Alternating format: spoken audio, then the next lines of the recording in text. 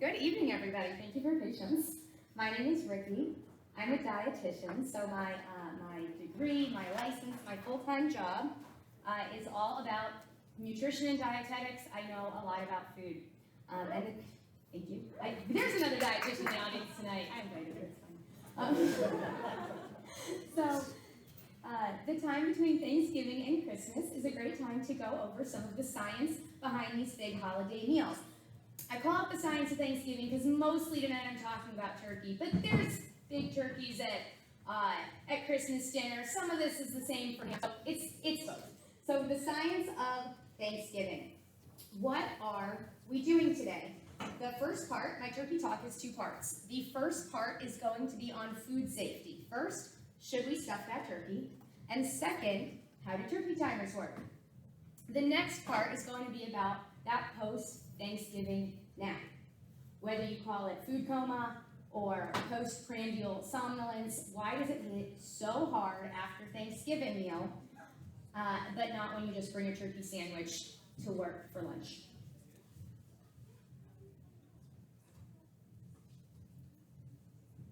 So let's start with food safety. Is stuffing a turkey safe?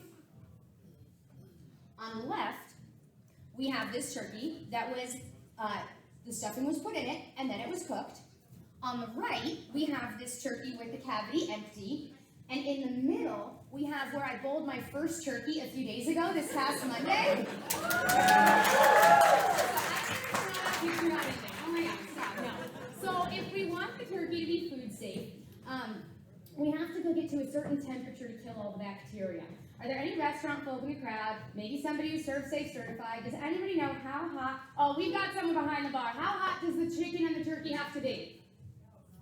Real hot. 165. 165. Excellent. So that's the temperature at which most poultry, chicken and turkey, are safe to eat. The bacteria is killed. That's not the temperature that you set your oven to. That's like the temperature of the meat. And if we put the stuffing in the turkey while it's still raw, of course, the raw turkey juices, I practiced this speech to my vegan friend. She was horrified because I say turkey and raw turkey and turkey juice. If you're vegan and you're at this talk, I think it's your own fault. We sent out the title a bit ahead of time. So we're picturing it. So the stuffing, you mix up your stuffing, you put it in the raw turkey, the turkey juices, everything's swapping around. So the stuffing, of course, also has to get to 165, just because it's been touching possibly those same germs. And you may have noticed when you're cooking something, or if you're freezing it, thawing it, anytime you're trying to change the temperature, the bigger and or denser that it is, the longer it takes. Now, turkeys are already pretty large, and then we make them really dense and we put stuffing in them. Those suckers take a long time to cook. So if we needed to get to 165, all the way in the center of this ball of bird and stuffing, what happens to the outside? Don't answer. I have somebody else answered for this one today.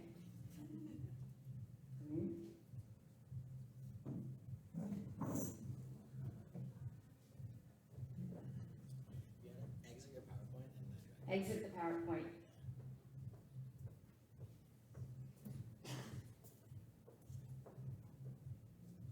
Got it?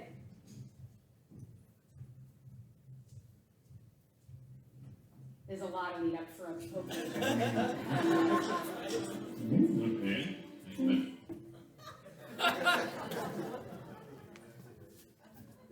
Quick, do your turkey jokes.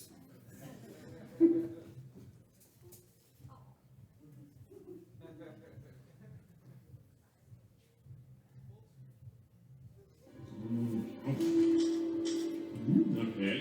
That's like good. Right? Turkey's a little dry. The turkey's a little dry. Oh, the turkey's safe. The turkey gets very dry if you cook it all. My 10-minute lead up just saying that the turkey gets dry. I'm so sorry. All right, and now I have to exit out of this and figure out how to get back to it.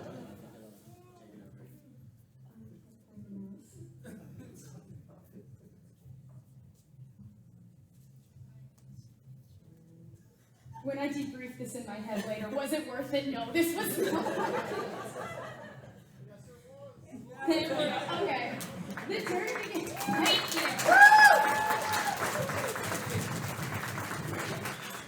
So the turkey gets super dry. So how do you get that Instagram ready turkey and not get sick from salmonella? And before we move to the next slide, please take note. This one you can tell really was, it looks pretty, but my Instagram ready turkey, it's not mine of course, but the Instagram ready turkey is going to look much better. They use a trick I'm going to tell you. So that's what it looks like if you cook it in the bird. Hopefully it got to 165. Nope, that's me again. What you would do is you would cook your stuffing first by itself, and because it's not touching any raw poultry juice, you don't have to get it all the way to 165. So you cook that by itself. Then you cook the turkey by itself, and because the cavity will be empty, it's less dense and it will cook faster. And you can also just take it out whenever the turkey's ready. You don't have to wait for more of it to cook hotter. Then you just work your photo magic, stuff the bird after you cook it, and present it so it can be the gorgeous, food-safe centerpiece that it deserves to be. And we can see here, this was definitely not cooked in the oven like that. That looks much too perfect. So your photos will be better as well. All right, the next part of our science of Thanksgiving is turkey timers. Sometimes they're called pop-up timers, but I don't think out in the real world I've ever seen one other than in a turkey. So these are neat. They come in the turkey flat, like this, and then when the turkey is ready, they pop up. Boom, done, you know your turkey is safe. But how does the turkey timer know? So they are spring-loaded, and at normal room temperature, they're compressed and held together by metal. And the metal has a melting point of about 180 degrees. So when the turkey meat gets to 180 degrees, it melts the metal. It's all encapsulated, nothing's touching your food, but it melts the metal, and then once it's a liquid, the spring is released and it pops up, like ding. And then you know that it's safe. But 180 degrees isn't what we're going for. So we still kind of end up possibly overcooking that turkey by 15 degrees of what they call the minimum internal temperature. It doesn't have to get all the way that hot. Plus, if you do decide to cook the stuffing in the turkey, which you're welcome to do, but as Homer told us, it would get very dry, but you can. If you do cook it inside, the turkey timer is put in the thickest part of the meat, but it actually doesn't tell us what really the inside of the stuffing would be. So even if the meat is safe, the stuffing might not be all the way up to 165. Some people like to use just regular kitchen thermometers instead, because they can stick it in, and they can put it in the stuffing if they need to, or they can put it, in the breast meat, in the thigh. Make sure that it's 165 degrees all the way around. Or I'm sure some people like to, if you've heard of carryover cooking, like from a steak, you take it out before it's completely done. That'll happen with any meat, so you can also take it out when it's a little lower than 165 and wait till it gets to 165. That's why some people like to use conventional thermometers. But I'm not against these. They're very neat. If you don't know the temperatures, people who are relying on turkey timers are not walking around going, well, we need 165 for the poultry and the stuffing in the center of it. It's not necessary. So these are really good for if you don't know the temperatures, or if you don't have a thermometer, you don't want to give your in-laws food poisoning like at this particular family event. And you know that the experts have put it in the correct place. You just buy it, it's already in there, and there's no calibration needed like you would with a different thermometer. The metal just melts at its melting point. You can just buy these, but it's good to keep in mind that, as we just said, since the metal's going to melt at 180 no matter where you put it, 165 is, you're never going to need to get meat hotter than that to be safe, any different type of meat. So you'll always be at risk for overcooking your food a little bit more than to your liking. And also, did I have a nozzle? No, I don't think I did. So it's just you might accidentally overcook the food. And on the right here is just a picture of a conventional thermometer. It's just foldable. You can use that to any temperature you want. Of course, it's not going to pop up when it's done. It's just a regular thermometer. So that was the food safety portion. Now we are moving on to the sleepiness after eating your big holiday meal. This is my Bitmoji dreaming of my other Bitmoji. What causes the sleepiness after a big holiday meal? It starts with a T, it's in turkey. I think you guys already know it. It's tryptophan! You guys are right. Yes, you guys are so smart. Is this working? It was an amazing transition. Thank you. 2 a.m. figuring out how to work the glow thing. So I'm only halfway done my presentation though, so even though we learned the answer, I'm gonna talk about it a little bit more. So tryptophan is an amino acid. It's kind of like the smallest, babyest protein, but it's not a protein yet. And so amino acids, there's several different ones. They join together to make chains of peptides, and then peptides join together and they fold and fold some more and keep folding until they are a functional protein. And when they are in different orders and different amounts of folding and different numbers of them, they'll end up being all the proteins that we use in our body. So I like to think of amino acids as like a single color or a single shape of Lego. And when you put the Lego bricks together, it makes your functional protein. Individually, it doesn't do too much, but that's what makes your Lego castle, the drawbridge works, or your Lego car, the wheels start to go. Before it does turn into a protein, I shouldn't say before, but even separated from the rest of the amino acids, though, tryptophan does some other neat stuff in our body. So tryptophan, the single amino acid, it's higher in poultry than some other foods, which is how it gets linked to Thanksgiving. And it is the precursor to serotonin, and serotonin is our happy chemical. And serotonin is used to make melatonin, which is our sleepy chemical, right? This is how we get so tired.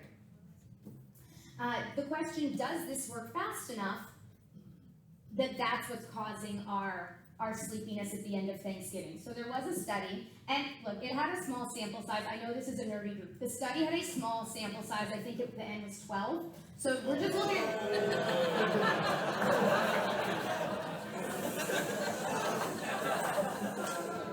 I will show myself out. I'm not trying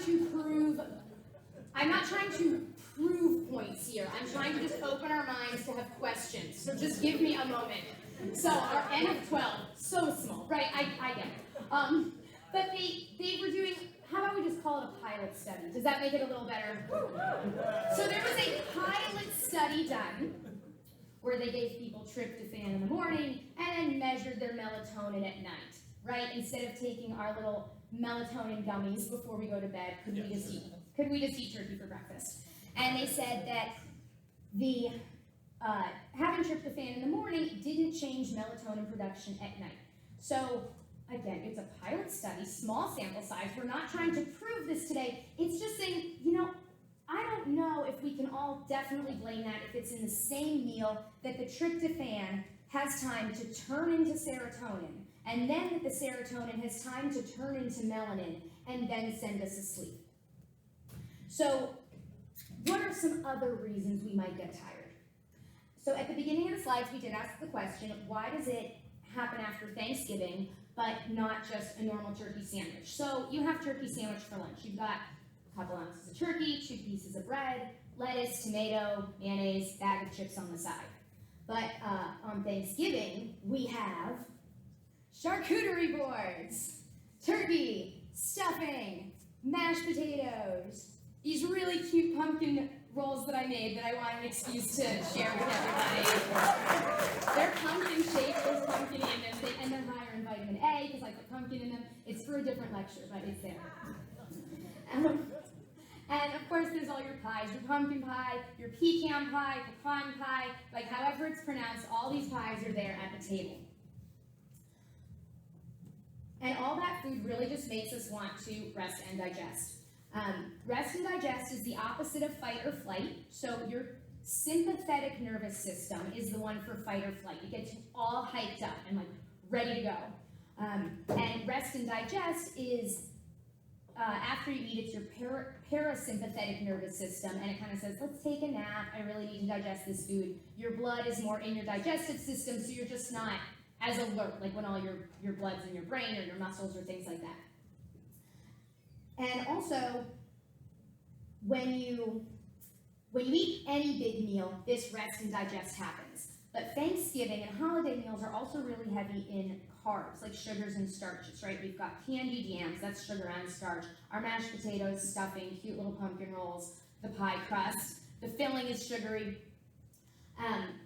And all that sugar, and the starch once it turns into sugar, starts to give you that rush until your insulin response kicks in. And insulin it lowers your blood sugar, sends it all to your cells. And when you have high blood sugar, you're like pretty excited, but when you have low blood sugar, you're very lethargic. So we've already eaten this big meal, we'll rest and digest, and now it was a carb-heavy meal, and the insulin is just also beating us down. And there's one more piece of the meal that will also cause drowsiness, and that is wine and other alcohol. Right? Make sure to get some of your wine and other alcohol and support spirit. So, the drug classification of alcohol is a depressant, meaning it's totally going to relax you and slow you down, right? So at this point, we're just piling on all the reasons that we might be tired. So to go back to our first question, why do we get so tired? It might be the tryptophan, but it's more likely the overeating, high carbohydrate intake, and drinking that makes people tired after a big holiday meal. The tryptophan doesn't keep you any more awake, but hopefully I've cleared its name. That little amino acid, it just wants to make serotonin, right? Like the one molecule still hanging on for our brain, like wake up and go to work tomorrow. It just wants to make serotonin. It's been taking so much of the blame for why we're tired after eating our biggest meal of the year. I hope you'd enjoyed this peek behind the curtain on some of the science behind big holiday meals. We've got the temperature that's needed to kill bacteria, in poultry specifically, how pop-up turkey timers work, which is much hotter than what is needed to kill bacteria, and then the many factors causing you to pass out on the couch before you even hit dessert. And I do also, I've got my last slide here, it is a plug. So I teach food safety. So if Spirit needs to be recertified, if the restaurant that you work at or your manager, your team needs to be certified or recertified in ServSafe manager or food handler, please just reach out to me at rickyrabin@gmail.com. Thank you.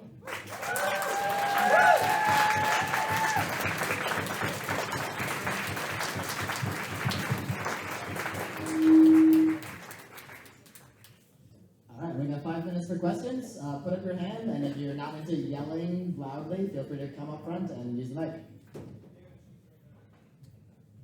Yes, Mike. So does a turkey filled with stuffing count as a stuffed animal? A stuffed animal. I love it. Oh my gosh. I think it does. I'm going to work that in next time I get this. All right, any others? Yes. Tell me about those pumpkin rolls. Oh my gosh. Okay, so the pumpkin rolls, they were vegan. Clearly I'm not, or I wouldn't have had the stomach to talk about all this turkey. But I was making them, and so they're vegan pumpkin rolls. It was kind of a standard bread recipe, some yeast, some flour. There was no egg to bind it. I didn't use a fake egg or anything. And then you put in a bunch of just canned pumpkin. So you need less water than you would need for a normal bread because the canned pumpkin is moist.